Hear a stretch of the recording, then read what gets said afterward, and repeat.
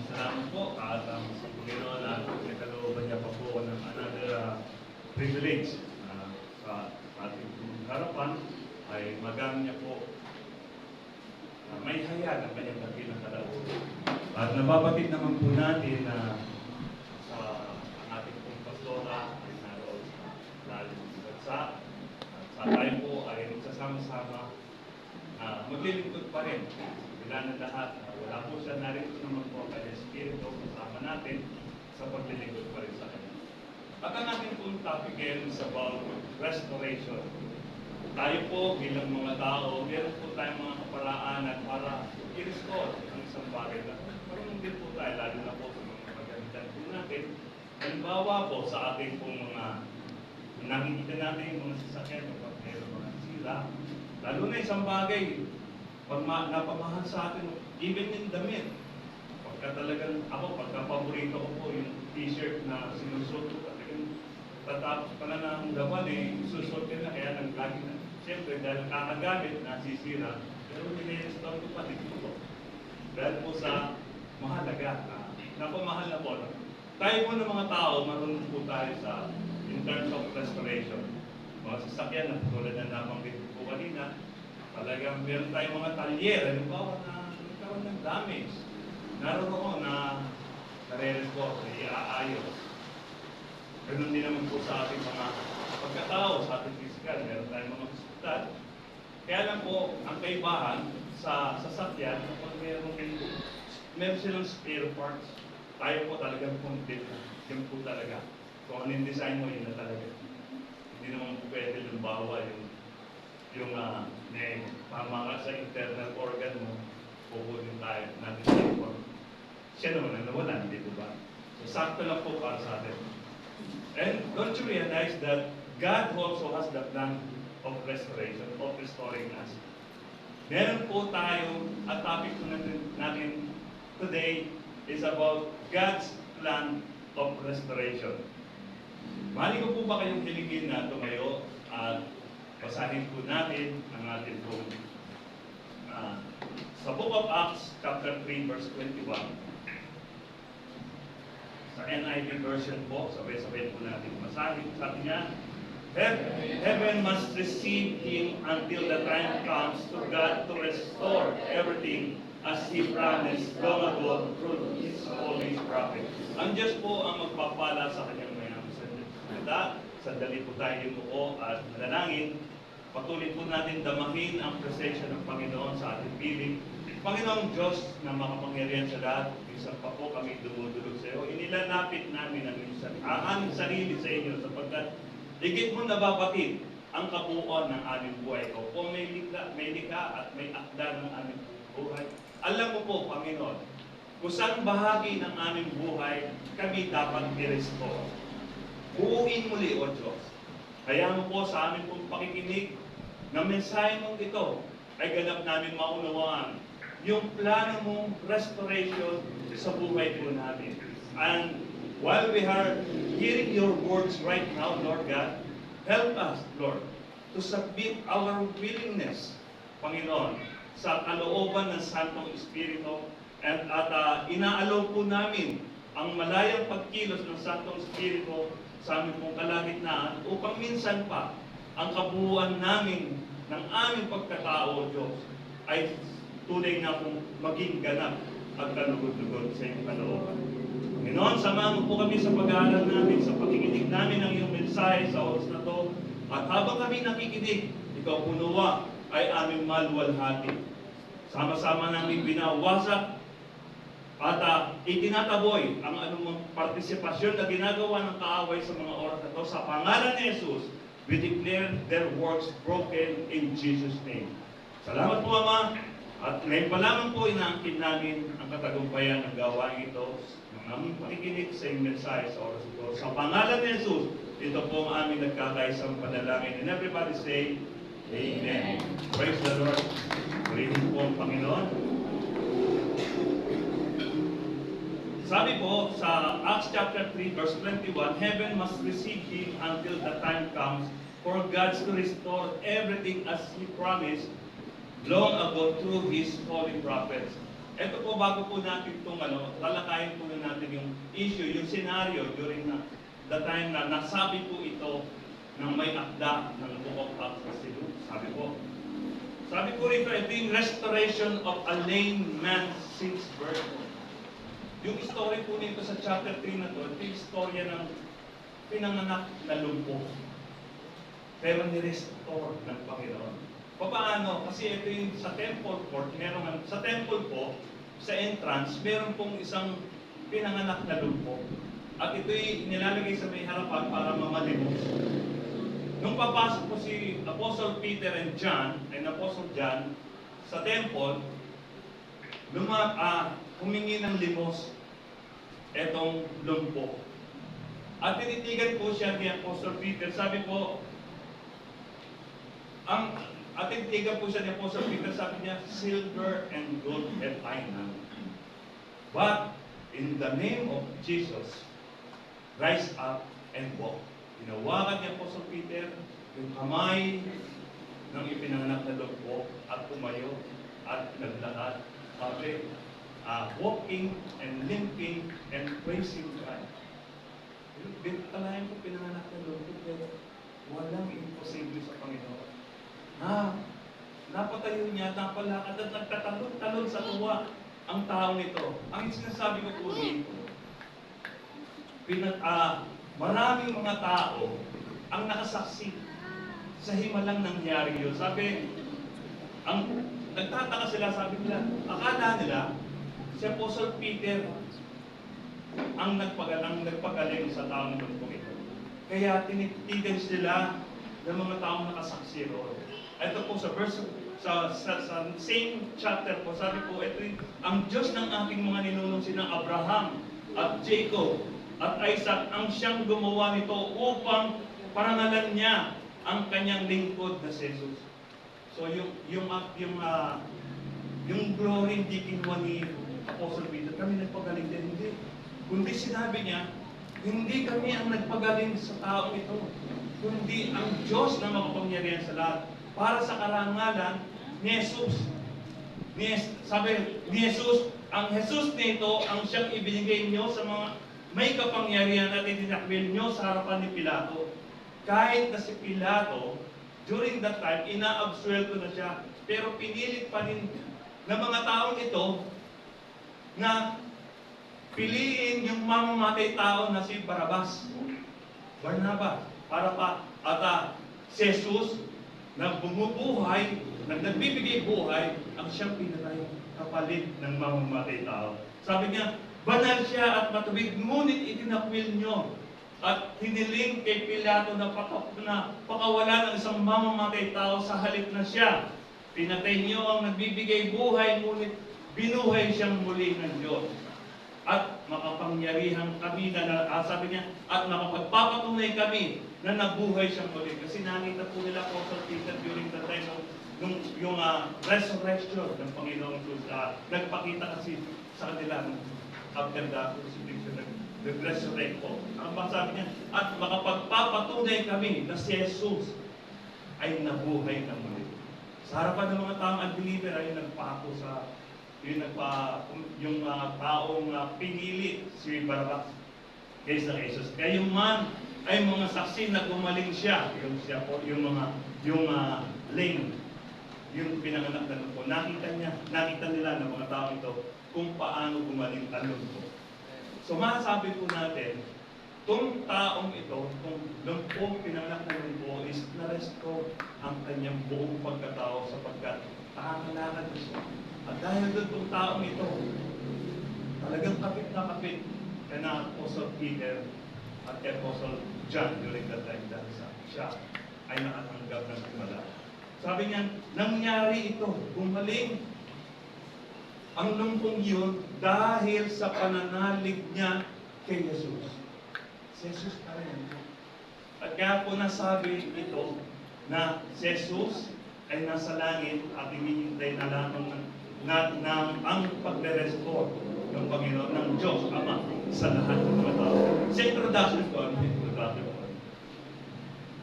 from the first day, man sinned, God began a plan to restore His agenda. to create a new heaven and new earth where righteousness dwells. There will be no sin and no effect of sin. There will be no more violence, no tears, no sorrow, no pain. Noong panahon na bumagsak ang tao dahil sa kasalanan, bunga ng pagsuway sa kalooban ng Diyos, pumasok na ang kamatayan. Ngayon, dahil doon na nag-umpisa ang Diyos sa paggawa ng restoration. Minsan, pwede naman natin sabihin na, pwede naman mag-create na lang uli ang Diyos ng another generation, another tao. Pwede niyang gawin yun eh. Pero, hindi. Bakit? Hindi niya hinayaan na talagang tayo ay mapunta na lamang sa baliwala, patuloy na paghalian ng kasalanan. Hindi niya pinituloy yun. Anytime nga eh, pwede tayong wasahin na ng Diyos eh. Lipunin at gumawa ng bagong tao. Sa pamamagitan, tayo nga po, alam natin na nilikha according doon sa alabok. Pwede pa siya lumikha. Kung gugustuhin niya, kung gugustuhin ng Diyos na magkaroon ng bagong generation, i-wipe out tayo, magagawa niya eh. Pero bakit hindi niya ginawa? At sa halip, kinumputin niya tayo. Gusto niya i-repair tayo, i-restore tayo.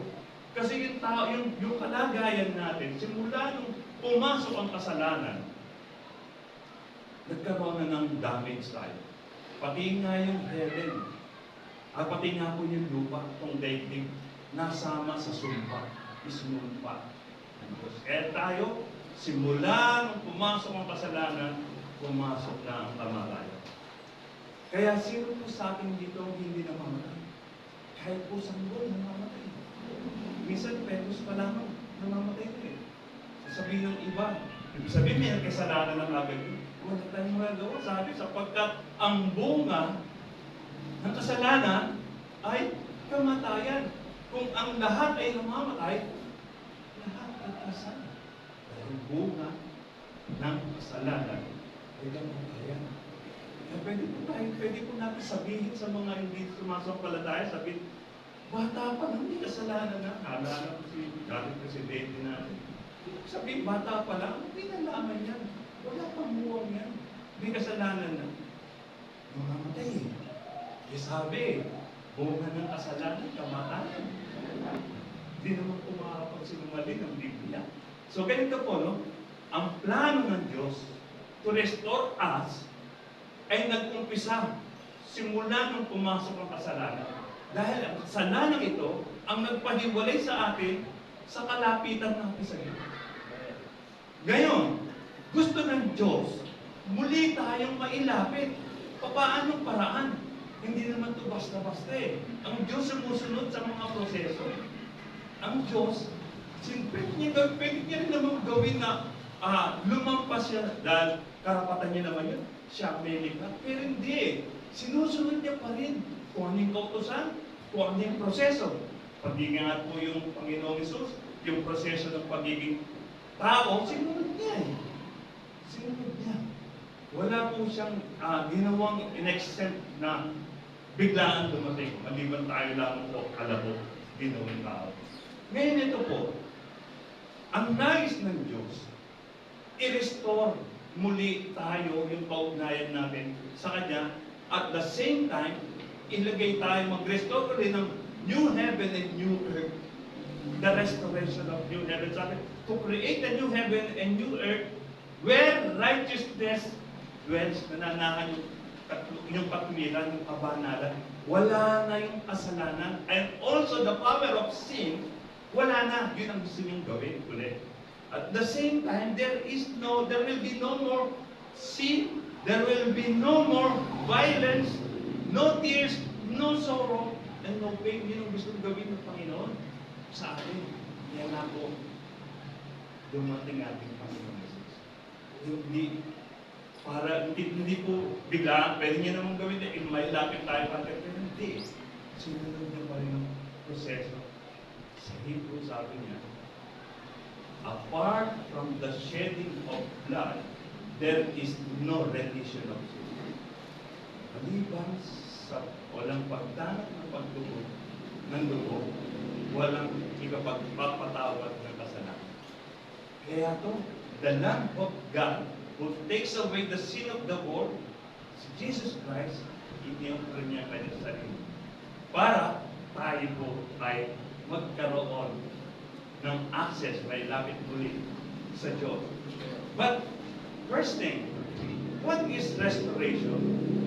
Sabi po natin dito sa restoration is bringing back to a former position or condition, the act of returning something to its former condition. Ano ba yung dati nating kaugnayan? Ano ba yung dati nating kalagayan? Yung kalagayan natin dati, perfect. No sin. Yung ano ba yung dapat i-restore dito? Diba? Yung dati nating kalagayan na malapit tayo sa Diyos. Sa 2 Corinthians chapter 5 verse 17 sinasabi natin na if anyone who is in Christ, he is a new creation. All things has passed, and behold, they become new. Bago na siya. Yun nga po yung sinasabi. Kinakailangan na ma-restore po tayo. Paano paraan tayo ma-restore? Kung tayo ay makipagkakaisa kay Kristo. Sabi ko, God's purpose is to restore man's right, standing with Him by forgiving wickedness and remembering sins no more. Ang may karapatan natin, kung dito sa ating pamahalaan, meron tayong human rights. Tayo rin po, meron din po karapatan sa harapan ng Diyos. At ang karapatan natin sa harapan ng Diyos, yung makapiling natin ng Diyos sa kanyang kaharian. Pero sa ngayon, dahil sa meron pang namubuhay na kasalanan sa atin, hindi pa po natin ito ganap na mailapit ang sarili natin sa Diyos. Pero mapalad po tayo, merong isang anak ng Diyos, merong isang Kristo na nagbuwis ng kanyang buhay para maging susi sa ikalalapit natin sa Panginoon. Sabi sa 14:6 ng John, Jesus Christ said, I am the way, the truth, and the life. No one will come to the Father except through me. Hindi tayo makakalapit sa Diyos. Kahit na makailang rosaryo pa gawin mo, kahit na ano pang gawin mo pagpapahirap sa sarili mo, hindi tayo makakalapit sa Diyos. Maliban na lamang kung dadaan tayo kay Kristo. Sabi niya, ako na. Sabi niya Kristo siya lang ang daan, ang katotohanan at ang buhay. Makalalapit tayo sa Ama kung sasamahan tayo ni Kristo. Ganito po ang sinabi sa Acts chapter 3 verse 19 sabi, repent then and turn to God so that your sin may be wiped out, that times of refreshing may come from the Lord. Sabi niya, paano mawawala ang kasalanan sa atin na nagiging hadlang sa paglapit natin sa Diyos? Pagsisihan daw po. Pag pinagsisihan daw po natin yung kasalanan ito sa buhay natin at tayo ay lumapit kay Kristo, sasamahan tayo ni Kristo. Minsan nasasabi ko po, kapag kilala mo yung isang tao, mamamatay tao, kriminal, kumakatok sa bahay mo, pagbubuksan ka. Kasi alam mo, kriminal Natural hindi yung pagbubuksan. Pero, kapag kasama ng kriminal na yon, mamamatay tao na yon, yung anak mo na kumakatok sa pintuan mo, pagbubuksan mo. Pagbubuksan mo dahil kasama niya yung anak. Amen? Ganon din po. Tayo, higit pa tayo sa mga kriminal. Tayo po, higit sa mga masasamang tao. Pero, dahil kasama natin si Kristo na kumakatok tayo sa pintuan ng Panginoon, pagbubuksan tayo ng Panginoon. Dahil kasama natin ang anak ng Diyos. Amen. Nag-gets mo po ba? Amen. Yun po. So sabi po rito, in Hebrew chapter 8 verse 12, for I will forgive their wickedness and will remember their sins no more. Ang sino mang lumalapit sa Diyos, hindi niya ibinagawa. Kapag tayo ay humingi ng kapatawaran sa ating mga kasalanan sa pangalan ni Jesus. Tatanggapin po tayo ng Ama. At ang kasalanan Diyos ay mawawala na sa isip ng Diyos dahil sa Kanyang anak na nagligtas sa atin. Isang napakalaking pribilehiyo para sa atin na ang dami-dami nating kasalanan ginawa. Pero dahil sa pagtanggap natin kay Jesus at sinuman tayo ni Jesus, lahat ng kasalanan borado na sa isip ng Diyos. Diba? Ang laking pribilehiyo. Hindi na iisipin ng Diyos yung ginawa nating kasalanan. Mula pa nung tayo ay bata pa hanggang sa kalagayan natin ito ngayon. Lahat po tayo nagkasala eh. Sa chapter 3, verse 23 ng Romans, for all have sinned and come short of the glory of God. Lahat tayo nagkasala. Wala sino man sa ating kalagitnaan ngayon magsasabi, wala siyang kasalanan. Lahat tayo nagkasala. At hindi tayo umabot sa kaluwalhatian ng Diyos. Subalit, dahil sa kaloob ng Diyos na si Jesus, ang kasalanan niyo ay tutuluyang napapalit. Kaya ito po. Restoration refers to the process of may proseso wala ang restoration, sabi. Restoration refers to the process of renewal. Para ma-restore ka, kailangan dumaan ka sa proseso ng renewal. Yung pagka-renewal, kumbaga sa atin, sa atin pong pamahalaan, meron po tayong tinatawag na renewal ng ating lisensya, renewal na registration ng mga sasakyan natin. Kailangan, bakit lagi sa mga application ng mga cellphone natin, bakit lagi kinakailangan i-update? Gano'n, lagi nga-update. Gano'n. Dapat din po, yung buhay din po natin, meron ding renewal, meron pagbabago. Yung inaawit natin lagi dati, binabago mo ako araw-araw, ngayon, bukas, at kailanman. Diba? Totoo po. Dahil lagi, in every second, minutes, hour of the day, kinakailangan magbaguhin tayo. Dahil lagi po tayo napupol sa kasalanan.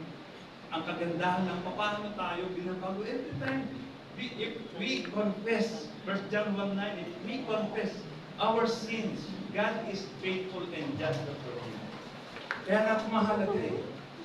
Tayo bilang mga Kristiyano, lagi tayong nananalangin. Lagi tayong humihingi ng kapatawaran ng kasalanan nating nagawa pa. At sa pamamagitan kung ang Diyos ang laging lumilis, ang naglilinis ng ating mga buhay. Restoration refers to the process of renewal and healing. Bakit? Kasi dahil yung tahanan pumasok ang kasalanan sa buhay natin, kinakailangan i-heal ang ating paggalingin ang ating kaugnayan sa Diyos, ang ating spiritual life dahil bumagsak na, hinang-hina na, guday-guday na ang ating espiritu. Simula nung tayo ay namuhay sa kasalanan. At ito, kinakailangan para magkaroon ng restoration, kinakailangan ma-heal ito.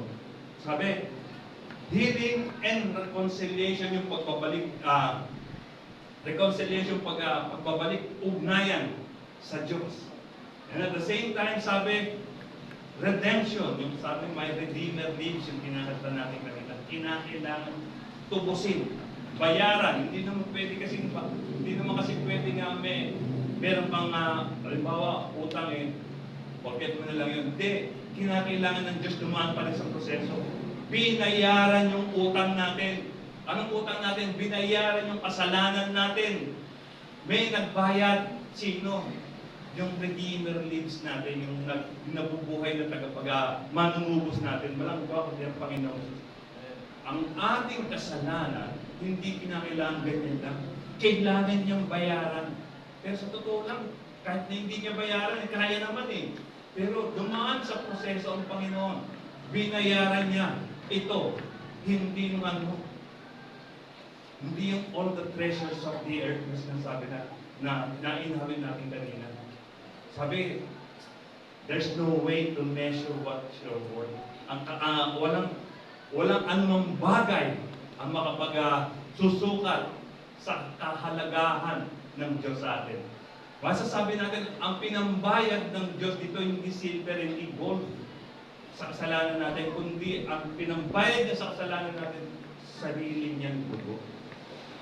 Buhay niya ang ipinambayad niya para sa atin. So, minsan nasabi natin parang, titignan natin parang gano'n lang.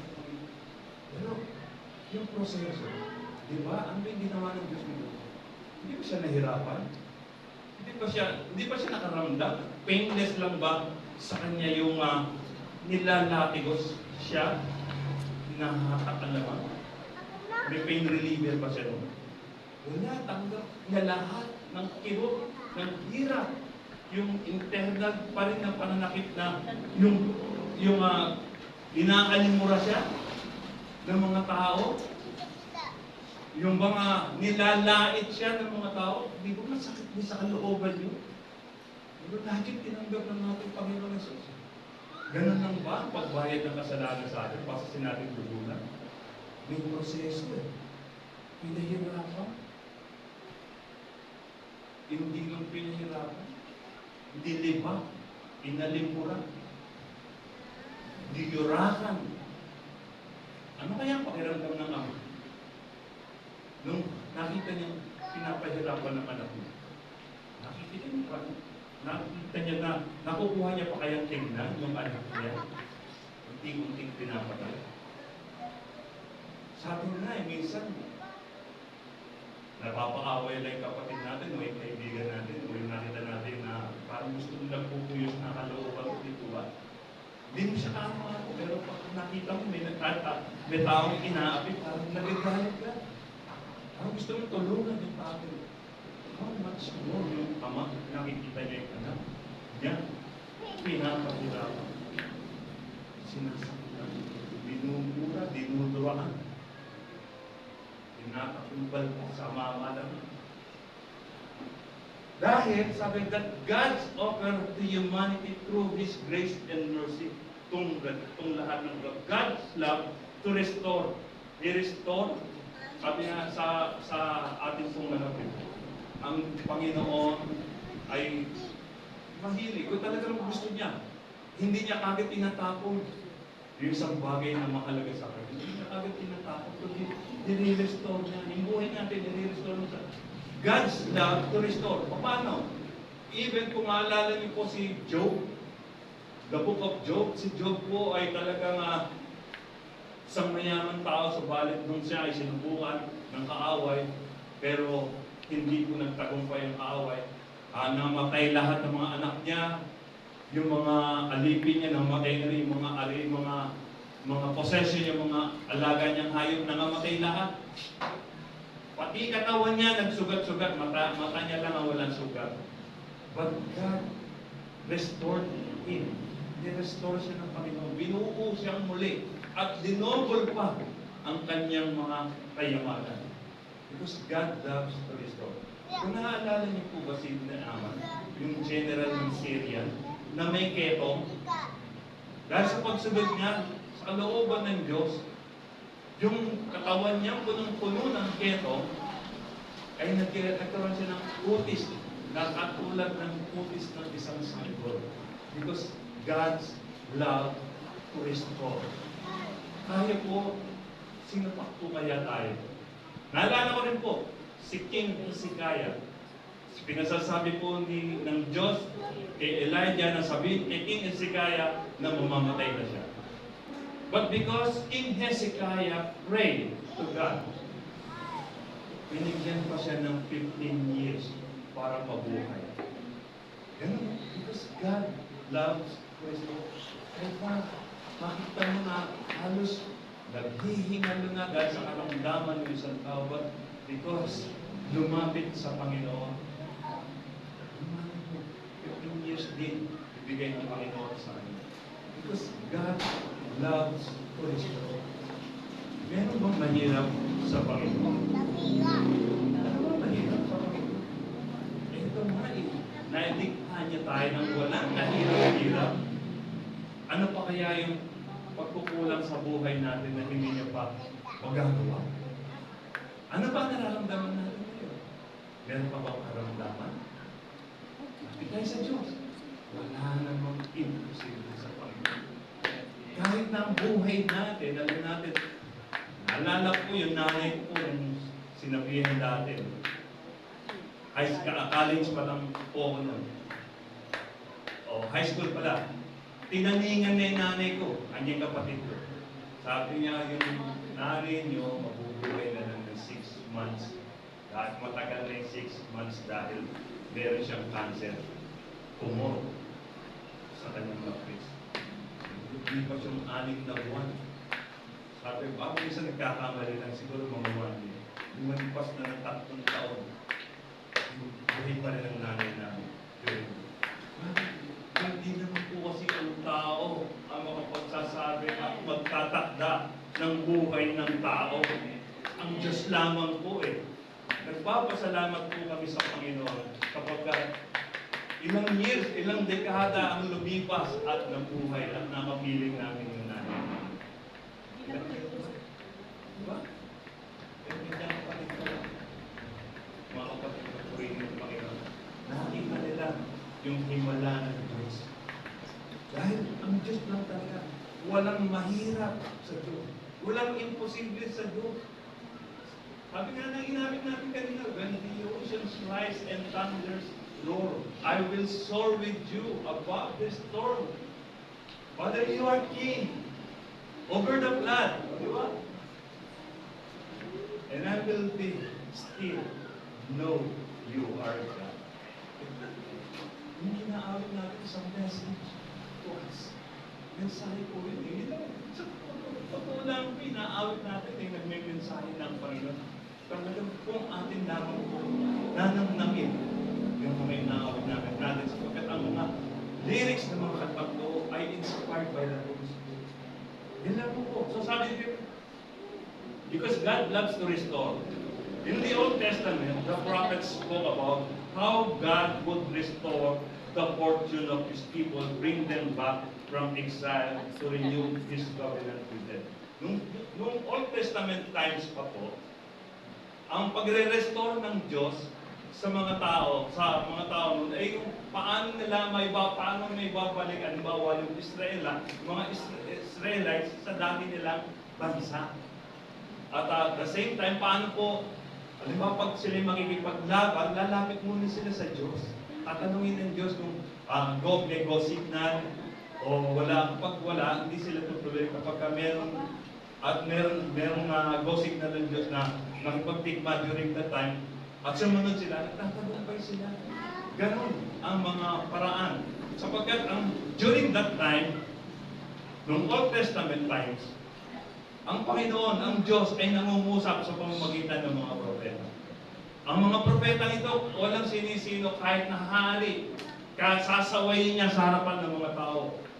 Katunayan niya po, si King David, nung nirebuke ni Nathan, dahil sa pakikiapid ni King David at pagpatay niya sa asawa ng kinaapidan niya.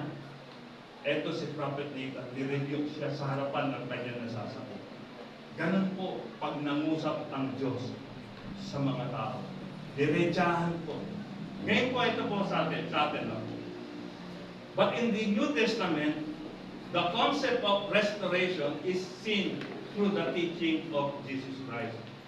The concept of restoration ay makikita doon sa mga aral na itinuturo ni Jesus sa kanyang mga alagad. At the same time sa atin na rin dahil binabasa natin ang Bible.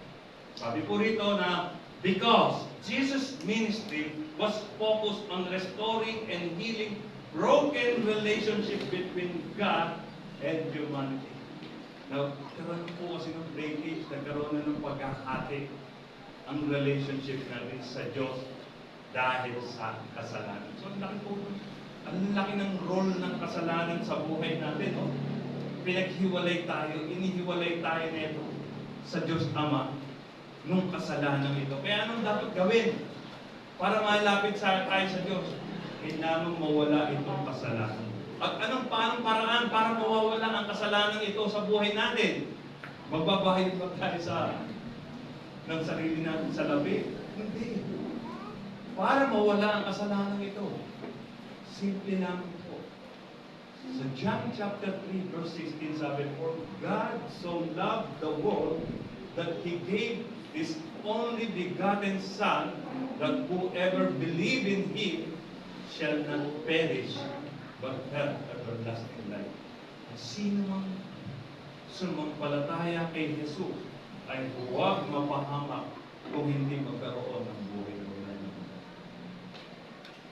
How many of us feel nakakatiyak na pagdating ng araw na kukunin tayo ng Diyos, doon tayo sa buhay na walang mabuhay? How many of us here have the assurance of salvation of our soul? Gusto mo po ba na magkaroon tayo ng katiyakan? Ito mo po, open na po. Tanggapin mo yung gift niya. Ano ba yung gift niya? Si Jesus Christ. Tanggapin mo as your Lord and Savior. Dahil hindi natin kayang iligtas sa sarili natin. Kahit sino man tao, walang makapagliligtas sa sarili natin, kundi ang Diyos lamang. Ang Panginoong Jesus lamang ang makapagliligtas ng ating buhay. Sabi, through His sacrificial death and resurrection, Jesus offered a way for people to be reconciled to God and experience spiritual restoration.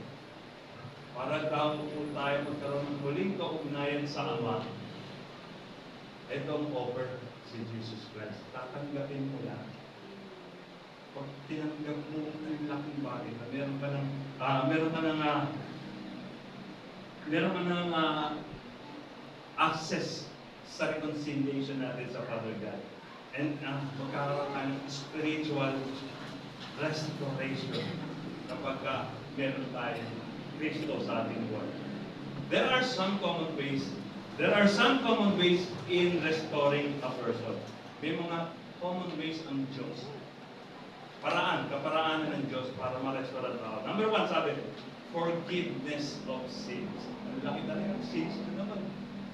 Talagang sins na ito. Ang laki ng naginawa niyang role para paghiwalayin tayo sa Diyos.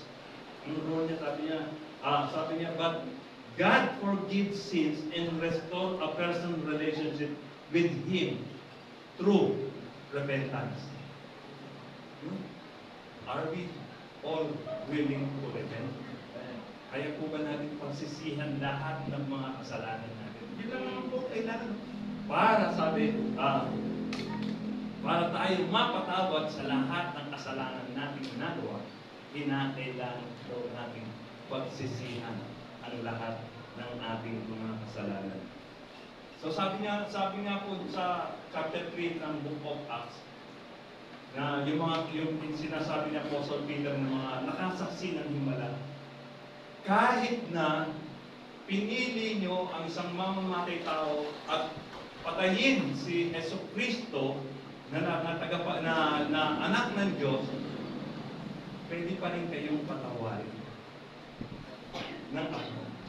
Kung, ito nga lang po, sasampalataya kayo sa Panginoon. So sabi nila po sa Peter po, yung encouragement niya. So napakahirap po. Sa harapan ng mga taong nagpapako kay Kristo, nangaral ng buong tapang si Apostle Peter and John sa mga tao. So sa atin po mga mananampalataya ni Kristo, kahit na nasa harapan tayo ng panganib, basta layunin natin ay mailapit ang mga tao kay Jesus upang makakamit ng kaligtasan ng kanilang mga kaluluwa. Naroon po ang Diyos. Hindi niya po tayo pababayaan at siya po ang ating kakampi. Number 2 po sa common ways of God in restoring a person. Sabi, number 2, renewal of mind and spirit. God transform a person's heart, mind, and spirit, helping them to become more like Christ and live a life that is pleasing to God. So ito po pala. Pangalawang proseso, kailangan renewal of mind. Sabi po sa chapter 12, verse 2 ng Romans, sabi, do not conform to the pattern of this world, but be renewed but be transformed by the renewing of mind. So there is renewal of mind and spirit para po tayo, at ito yung yung proseso ng pagre-restore ng Panginoon. There is a renewal of mind and spirit. At ang nakakatulong sa atin dito, walang iba kundi yung role ng Holy Spirit. Ang Holy Spirit po ay isang tatak sa mga taong tumanggap kay Jesus bilang Panginoon at tagapagligtas. Dahil ito po ang nag-guide sa atin para po masunod kung anong pinag-uutos ng Diyos sa atin. Number 3, sabi, healing and wholeness. God heals physical, emotional, and spiritual to individual who are broken or hurting. So, minsan sa paglilingkod natin sa Panginoon, nakakaranas tayo ng minsan sama na loob, hinanakit, maganda yung layunin natin, pero tayo ay napapahiya. Pero how many times in my life talagang maganda yung purpose ko, pero maraming beses ako napahiya. Pero it doesn't mean for me to stop serving God. Pero sa totoo lang, gaano man kasakit sa kalooban ang naranasan mo, meron pa rin tayong healer. Walang iba kundi ang Panginoon Jesus. Ito po sa proseso ng pagre-restore. Kaya, minsan, duguan ka na, o kaya yung wasak-wasak ka na. Minsan, dumarating natin sa time ng paglilingkod mo, yung exhaustion, yung napapagod ka. Pero, meron pa rin Panginoong Jesus na sa atin ay nag-i-encourage para lalo tayong magpatuloy sa paglilingkod sa Panginoon. Kaya, itong role niya, the common ways of restoring a person ng ating Panginoon, yung hinihil niya yung brokenness natin. Yung broken-hearted natin, hinihil, pinapagaling niya.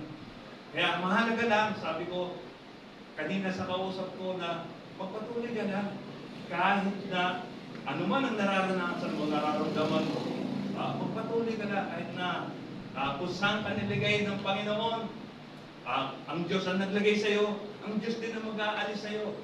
Huwag mong pangunahan, huwag nating pangunahan ang Diyos sa kanyang mga balakid at mga plano. Number 4, sabi niya, God will redeem and restore what has been lost or broken in a person's life, offering hope and a new beginning.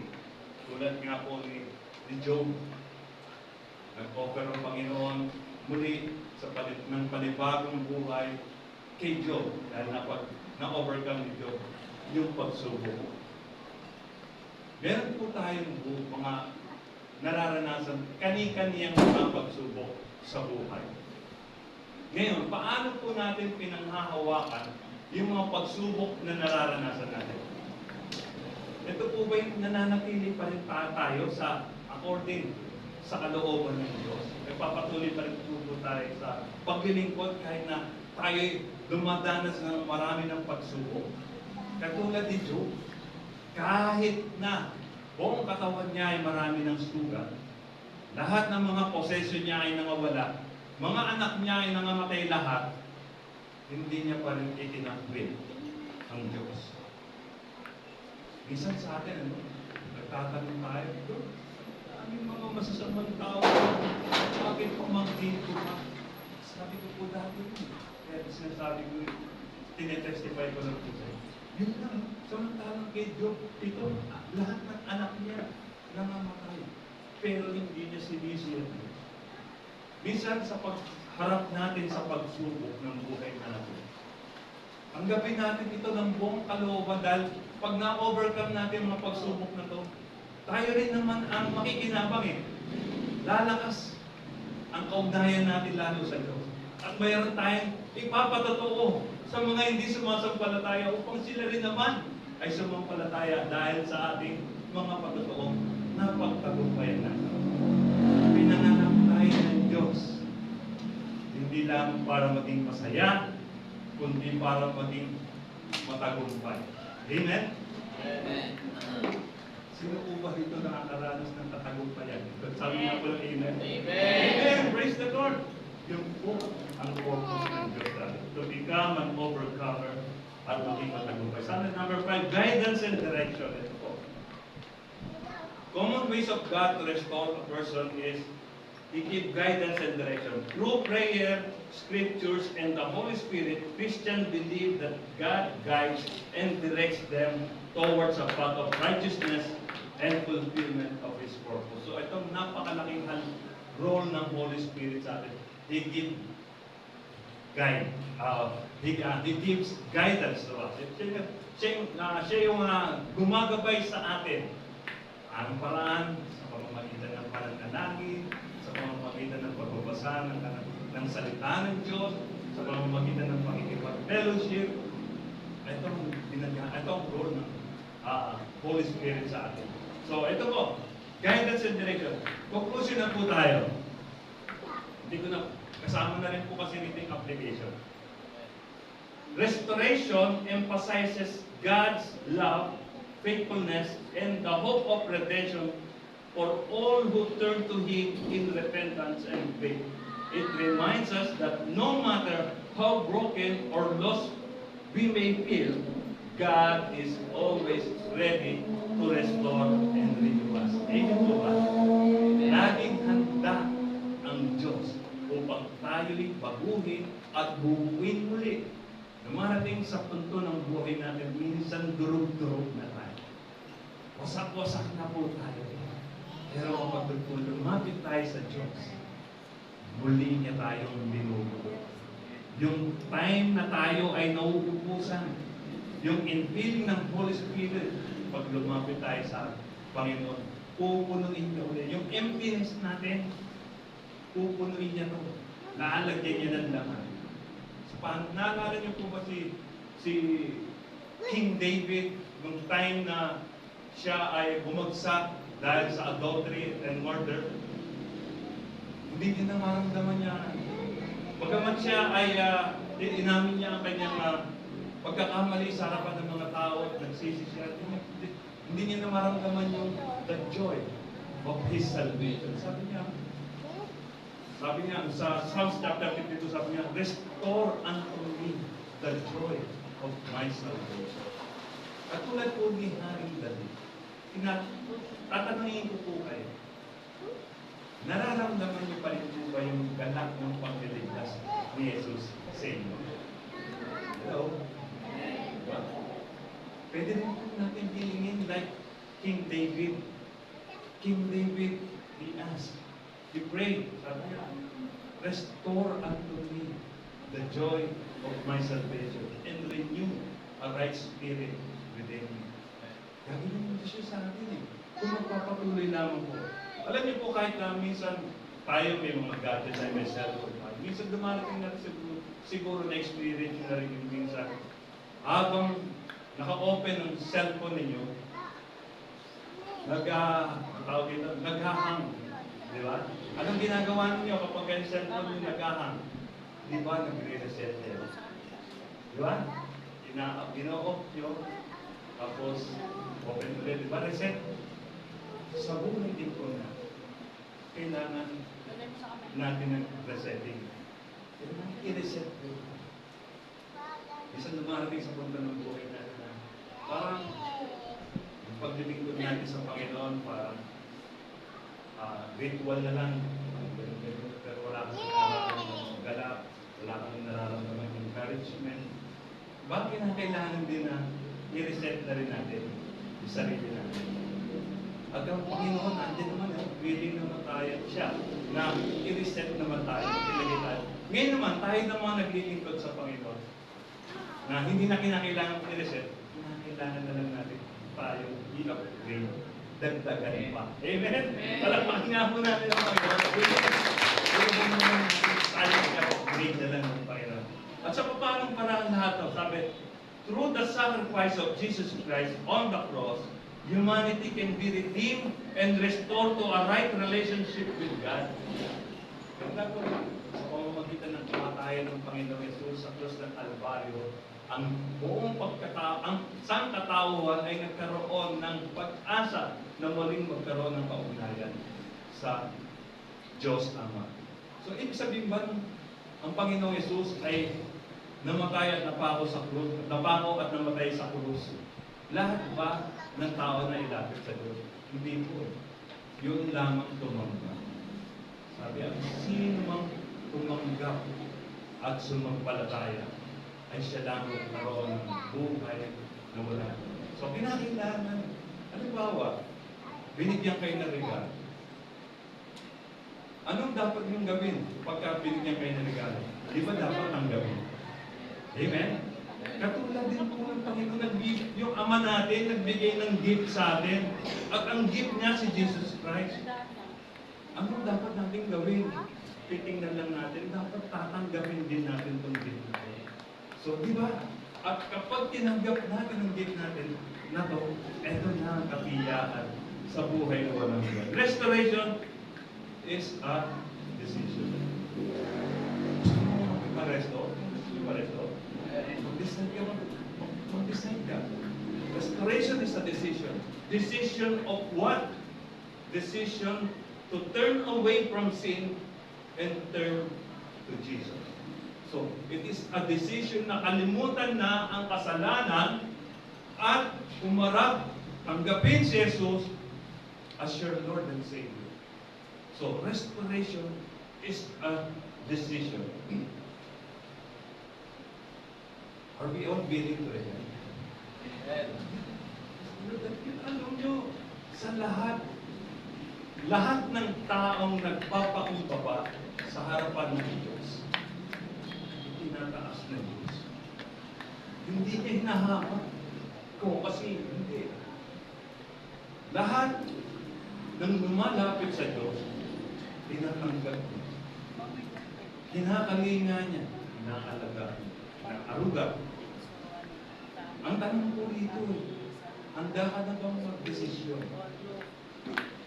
Magdesisyon na ma-restore, na muli kang buuin ng Diyos according to His plan. Handa ka na magdesisyon. Ngayon, kung handa ka na magdesisyon na ma-restore, baguhin, buuin muli ng Panginoon, kinakailangan mo ihanda ang iyong sarili na ang kalooban na ng Diyos ang masusunod sa buhay mo, hindi na ang iyong. Sabi sa prayer, di ba? Not your will. Sabi po sa sa prayer, the Lord's Prayer, let your will be done on earth as it is in heaven. Mangyayari ang kalooban mo. Paano nangyayari ang kalooban mo sa kalangitan? Mangyayari din ang kalooban mo dito sa buhay mo. If you are now decided to be restored, let us go on. Amen. Sige po tayo kung lahat ay tumayo at patuloy po nating damahin ang presensya ng Panginoon because God made us alive with Christ. But because of His great love for God, sabi po, but because of His great love for us, God, who is rich in mercy, made us alive with Christ, even when we were dead in transgression. It is by grace we have been saved. God has planned to restore you. Napakaganda ng plano ng Diyos sa buhay natin para i-restore tayo lahat. Sabi po sa 1 Samuel chapter 7 verse 3, sinabi ni Samuel sa kanila, kung taos sa puso nyo ang pagbabalik loob sa Panginoon, itapon nyo ang inyong mga Diyos. Ang tinutukoy ng Diyos dito, hindi lamang yung mga relics, hindi lamang yung mga rebultong maliliit o malalaki. Ang tinatukoy rito ng Diyos-Diyosan, yung bagay na nasa puso mo na nauuna pa kaysa kagustuhan ng Diyos. Kailangan ko itapon ito at tanggapin ang kalooban ng Diyos sa buhay natin. Ilaan nyo ang inyong buhay sa Panginoon lamang at siya lang ang inyong paglingkuran. Kung gagawin nyo ang mga ito, ililigtas niya kayo sa kamay ng mga kaaway. Purihin po ang Panginoon sa kanyang dakilang kalooban. Sige po, tayo po lahat ay lumubo at manalangin. Sa mga oras na ito, ating siyasatin ang ating mga sarili. Ano po ba mga kasalanan na hindi pa natin na isusuko sa Panginoon. Kasalanan ng kasalanan ito ang nagiging hadlang sa paglapit natin sa Panginoon. Ang gusto ng Diyos, tayo ay magkaroon muli ng kaugnayan sa Kanya. May lapit. Ang Diyos ay lumalapit sa atin, ngunit tayo naman ay lumalayo dahil sa kasalanan ito. Ano pa ba ang kasalanan? Hindi natin na isusuko sa Panginoon. Ang Diyos ay nakikinig sa mga oras. Pwede natin ilapit, pagsisihan sa Panginoon ang mga kasalanan ito. At ang Diyos naman ay handang muli tayong baguhin according to His image. Hallelujah. Panginoong Diyos, kami nagpapasalamat sa iyo sapagkat hindi po aksidente ang mensaheng ito na aming naririnig sa oras na ito. Kung hindi ito, Diyos ay inalaw mo upang mapakinggan namin, upang minsan pa makilala namin ang aming sarili at mabatid namin ang kaugnayan namin sa iyo. Ano pa man po yung kasalanan na hindi pa namin na isusuko sa iyo, Diyos, itinataas namin ito sa iyo. Patawarin mo po kami, Panginoon, sa lahat ng mga pagkakasalang nagawa natin. Yung katigasan ng ulo po namin dahil sa pagsuway sa inyo, Lord God. Panginoon, panagutin mo ang aming mga puso. Upang mula ngayon, Panginoon, kalooban mo na ang masusunod. Ikaw na ang masusunod sa buhay natin, hindi na kami. O Diyos, Panginoon, ang mga kasalanan ito, Lord, ay amin ang pinagsisisihan. Patawarin po kami. Gawin mo po kami, Panginoon, na masunurin. Ikaw na mo lang ngayon, O Diyos, ang maging Panginoon.